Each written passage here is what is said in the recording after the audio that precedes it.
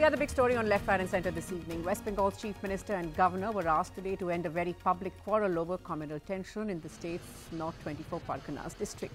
For the moment, though, there's a tense calm here. 4 companies of BSF forces are patrolling the streets, which have seen communal clashes that were originally triggered by an offensive Facebook post 5 days ago. It's, of course, the latest in a series of communal clashes that Bengal has been witnessing. Well, joining me now, let me introduce my panelists to you. Mitra, West Bengal Finance Minister, who I spoke to just a short while back, Babul Supriyo, Minister of State Heavy Industries and Public Enterprises, and senior journalist Aarti Jairat, also with us on the program. Well, I spoke earlier, like I said, with Mitra. I began by asking him, in the midst of what seems to be a state which is on fire, the Chief Minister, of course, caught up in this very public and extremely bitter spat with the governor. Many are asking if this is what should be taking up her energies at this time. Let me show you a document which will tell you why, in the midst of all of this, Mamata Banerjee became so uncomfortable. Here's a letter from the governor citing a particular case, saying at the end, you must take appropriate action. And what is the action on? Look at what he's enclosing. Bharatiya Janata Party. He's enclosing consistently in scores. Bharatiya Janata Party, if your viewers can see it, not 1 but 2 pages of a draft, is obviously consistently in a place where Darjeeling is in the border of Nepal. This place, Boshirat, is at the border of Bangladesh. We are trying to maintain complete cohesion between different religious groups, which is a tradition of Bengal. It's very different from other places.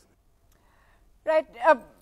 We will, of course, get into that in just a bit, but that's not what this crisis is all about. Many are asking if this is a crisis of Mamata Banerjee's own making, the appeasement that she's frequently accused of. Have the chickens come home to roost?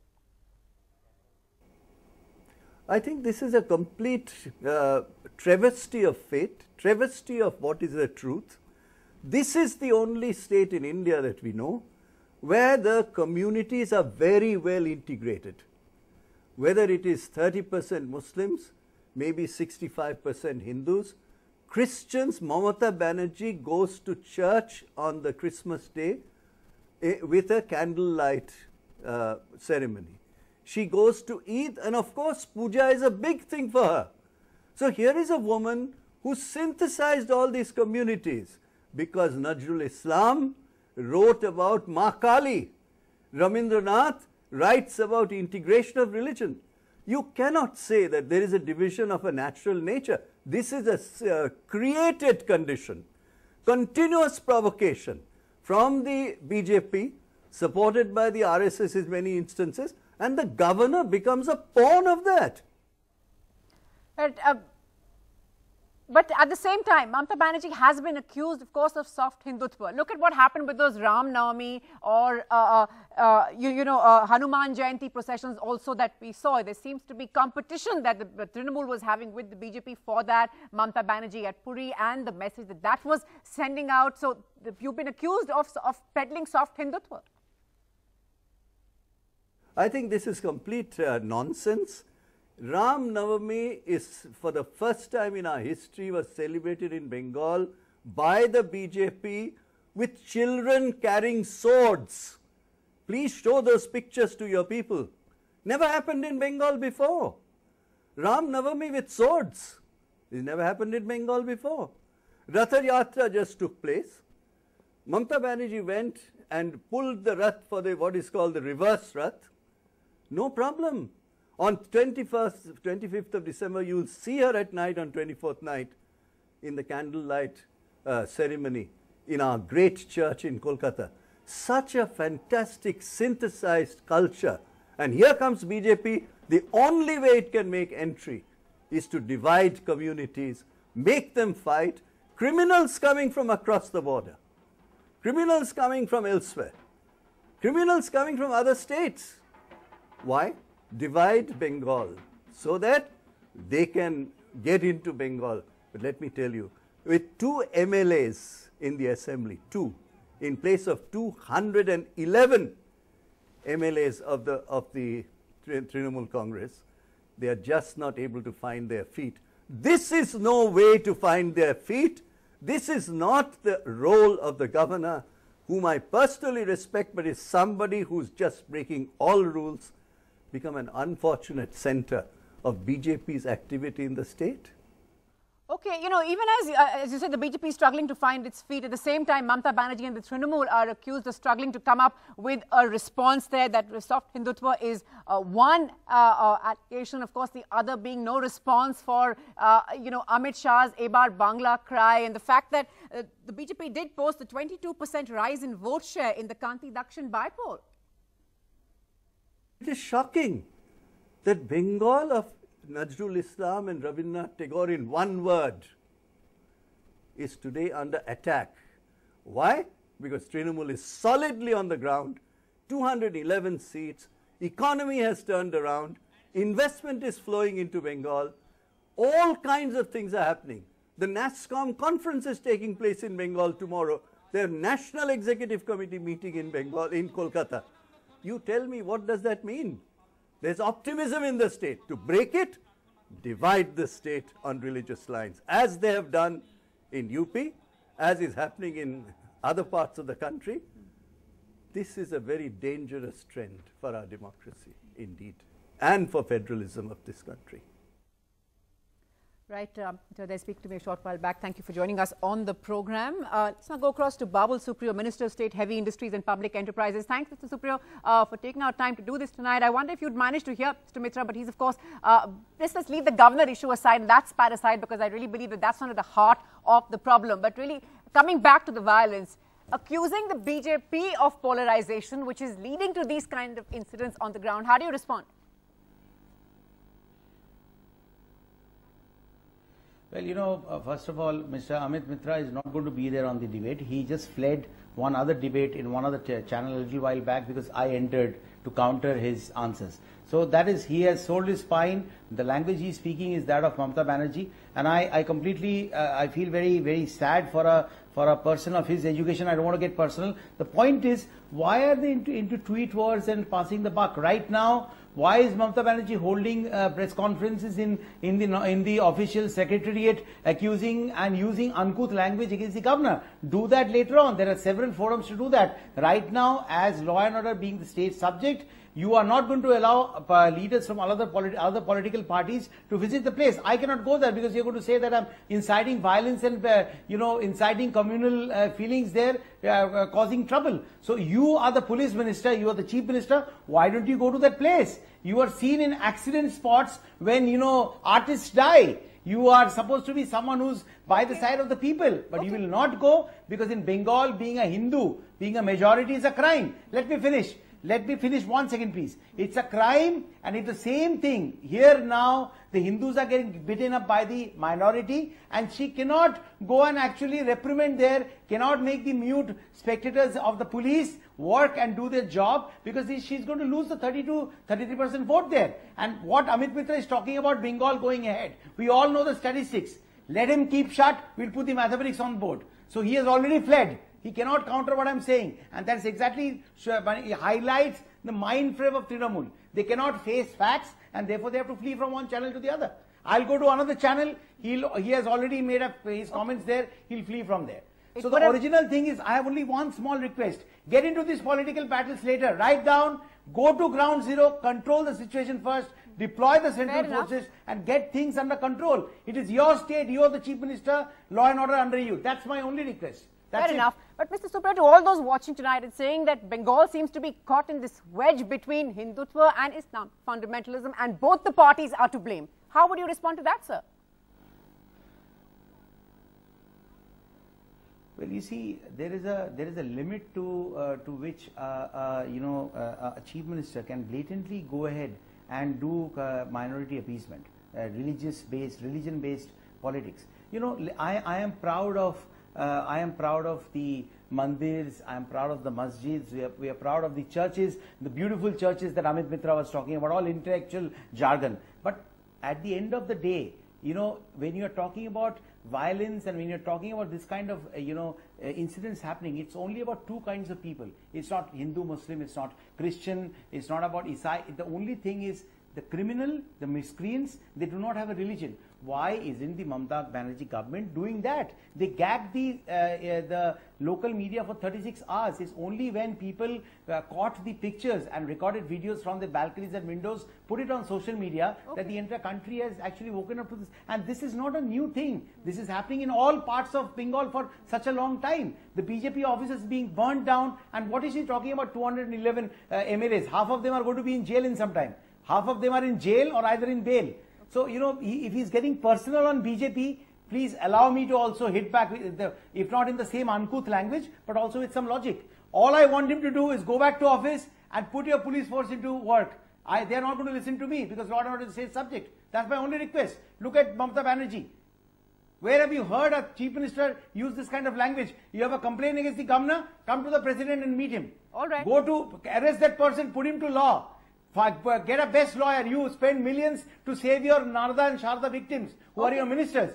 Put a great lawyer to put him to jail and the biggest of punishment. But instead of doing that, you are wasting time doing press conferences talking about your personal ego. Okay. I would say, as the ending note, the only bright spot that I see in Mamata Banerjee's, darkness of the mind is that one moment when she actually went in and thought that I have failed, I should resign. She said that I felt like resigning. Okay. Oh my God. I hope she did that, and the people of Bengal would have probably got a reprieve from this kind of communal politics that she's doing there. If you are doing something atrocity against the Hindus, the majority, they have a right to fight back, and please don't deny them that right. That's it. Shrill rhetoric from both sides, allegations and yes. Counter allegations. Yes. But just coming back to the issue at hand, we seem to be getting sidetracked as far as the Trinamool is concerned on this very bitter and public spat with the governor. That is avoidable, isn't it, Aarti? Absolutely. I think it's very unfortunate. I mean, on the one side you have a constitutional authority, and on the other side you have a democratically elected, sort of chief minister of a state. I mean, they should be working together. And, unfortunately we're seeing this. So now I actually see two things in this.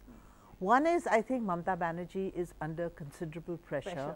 From the BJP, I mean, not only is the CBI, after her MLAs and, almost sort of going up to her, but the BJP itself on the ground is, trying naturally to make inroads into Bengal, and so it's, kind of snapping at her heels. And I think she's feeling that pressure. I mean, today 5 MLAs in Tripura have resigned, TMC MLAs, and joined the BJP. So she's feeling that pressure. And I think that's what's caused this outburst, which is, really unfortunate because she's used, I mean, you don't just hit out at a constitutional figure the way she has. But the second point is that, if the governor was worried about the situation, I mean, he doesn't ring up the chief minister directly. It's a very unusual thing to do. I mean, he could have got his office to ring up the home ministry of the state and, find out what's happening, what is the government doing to bring the, situation under control. I mean, the governor of the state is not, firstly, the relationship between Mamata Banerjee and the governor is not exactly, sort of friendly, and that they've been really best pals, that he can just pick up the phone and ring up. But normally, governors do not do this. And governors deal, directly with the, I mean, through their office with the government, or they deal with the home ministry. If he has a concern, he should have sent a report to the home ministry. So I think that he did overstep his jurisdiction on that, and he really should not have and it's interesting that he chose to do it on this.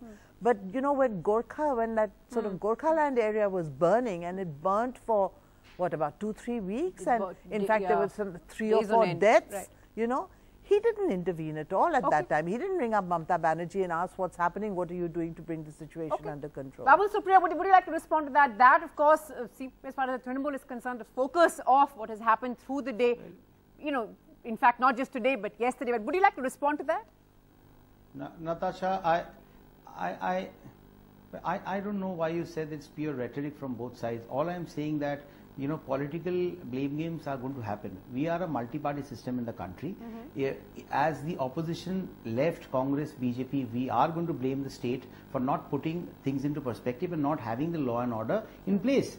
So, but instead of holding press conferences, you can have a fight with the governor. That happens in so many states. It can happen, a spat can happen on the phone. But why would you not actually be on ground, get your police force into place, and why would the people there burn police vehicles? Because they have said they are tired of the torture by the police. And it is all, you know, she is known to give Bahatas salaries to the imams. She is known to stop Ratha Yatras in favor of minority appeasement. She is known to stop Durga immersion for one full day because of Eid celebrations. She has done that. We want to see a coexistence.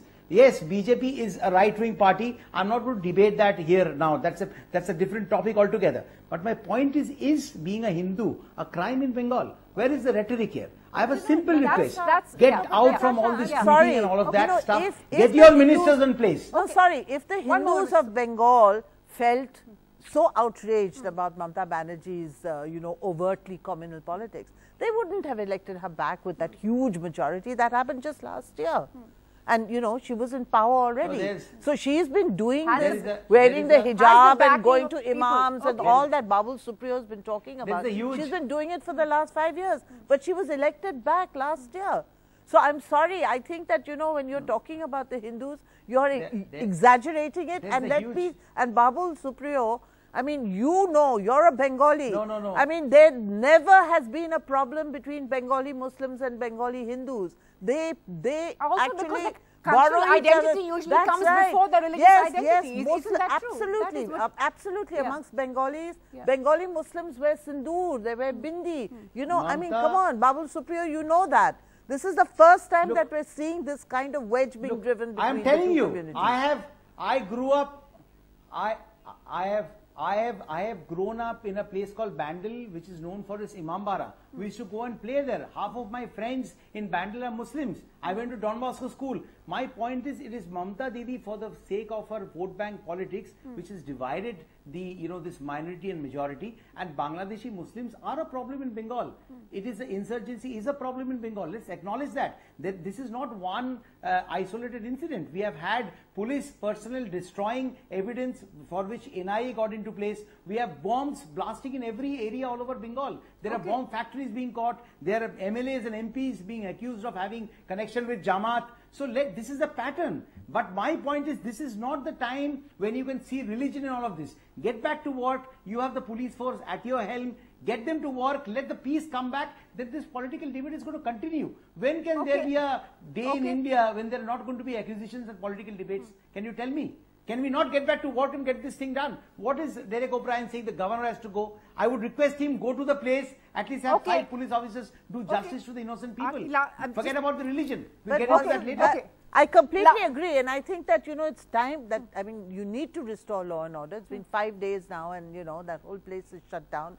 And, you know, there's been so much looting and arson. But the point is that should the governor have picked up the phone and rung up the chief minister? I think that's the point we're debating. And, you know, should he have picked up the phone and rung up the chief minister? It's not 5 seconds, Mr. Supriyo, because I know that we're going to just keep jurisdiction on with this. Okay. You're saying yes. You're saying yes. Tinderbox, of course, said that he has no business doing that. This is, of course, a very public spat. Like, of course, all of us agree that that is not in focus. In focus is just the kind of violence, the most horrific kind of violence that we've been seeing on the ground. I'm completely out of time, but actually just one last thing. Is this going to intensify in the run-up to the election? Is going to see more and more of this? Because it seems to be a communal tinderbox. There's just no other way to describe it. No, absolutely. Because the BJP is wanting to grow. It needs to capture new territories. And Bengal is one of the areas that is in focus for the BJP. Right. And really unfortunately, made that their big focus, that rallying cry that Amit Shah has given. And their concentration is on the Hindus. Absolutely. So, you know, you're going to see this kind of divide. What does this mean really for the state and the kind of violence? One last small comment. 5 seconds, sir. I'm completely out of time. One last small comment. Yes, 5 seconds. Let this stop. The elections will come and go, but the human beings have to exist. Bengal has to exist. Bengal as a land of peace has to exist. Elections will happen. Let this stop. Let Mamata people on all sides, people on all sides of any divide, religious or otherwise. But Tijarat Babul Supriyo, thank you so much for your time. The last word on this hasn't been spoken. The fear is that these kind of incidents could only rise in the run-up to elections. Well, it's a wrap then on Left, Right and Centre. On that note, keep your thoughts coming in and join us again same time tomorrow. Goodbye. Good night.